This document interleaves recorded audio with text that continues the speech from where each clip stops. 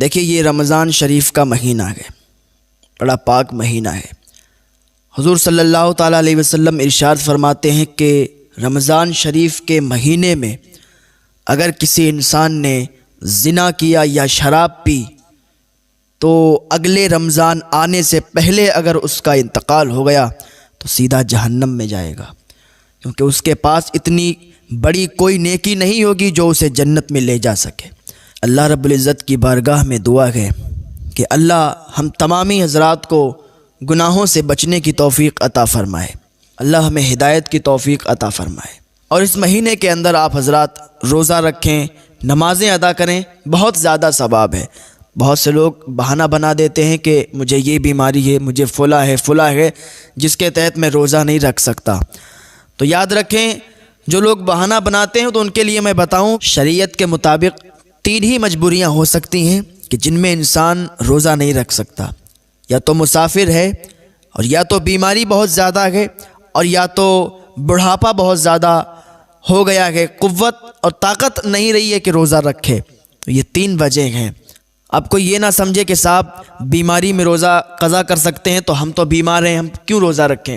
تو بیماری وہ ہو کہ جس میں جان جانے کا خطرہ ہو، جس میں جان جانے کا اندیشہ ہو کہ اگر روزہ رکھیں گے تو بیماری بڑھ جائے گی، تو اس بیماری میں روزہ قضا کر سکتے ہیں، یعنی رمضان شریف کے بعد وہ روزہ آپ رکھیں گے جو آپ کا روزہ چھوٹ گیا بیماری کے دنوں میں۔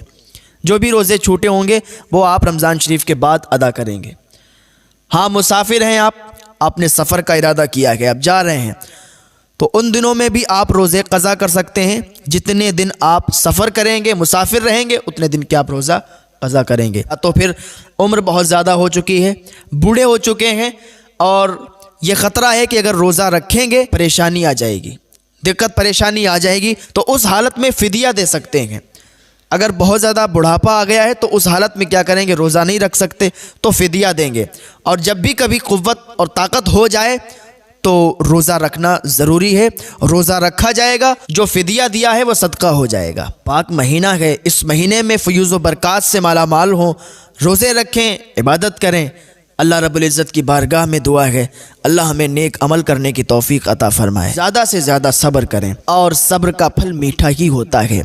وہ کسی انسان نے ایک بلبل کو خریدا تھا، بلبل کو اپنے گھر لانے کے بعد وہ بلبل جب بولتی تھی نا بڑا میٹھا لگتا تھا، لوگ اس کو سنتے تھے۔ تھوڑے دنوں کے بعد اس بلبل کے پنجرے کے پاس ایک طوطا آیا اور اڑ گیا۔ جیسے ہی وہ آیا تھا نا اور اڑا، اس کے بعد وہ بلبل نے بولنا ہی چھوڑ دیا۔ اب یہ میں بتانا چاہتا ہوں کہ صبر کا پھل میٹھا کیسے ہوتا ہے۔ وہ طوطا آیا، اڑ گیا، بلبل نے بولنا چھوڑ دیا۔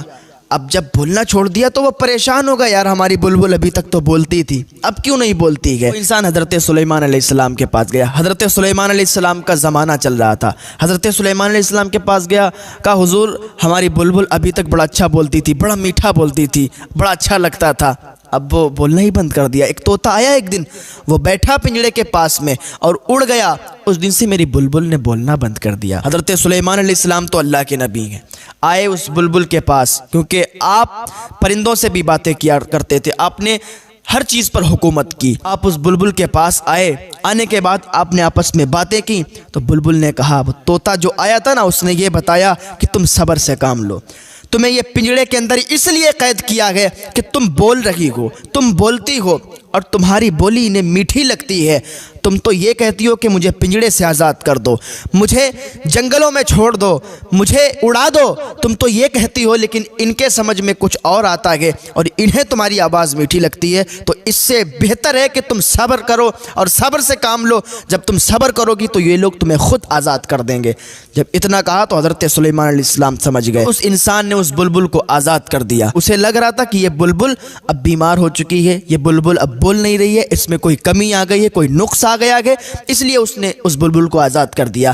پتہ چلا کہ صبر سے اگر کام لوگے تو فائدہ ہمارا ہی ہوگا۔ صبر سے کام جو لیتے ہیں ان کا فائدہ ہوتا ہے، اور صبر کا پھل ہمیشہ میٹھا ہوتا ہے۔ تو صبر سے کام لیں، صبر کیا کریں۔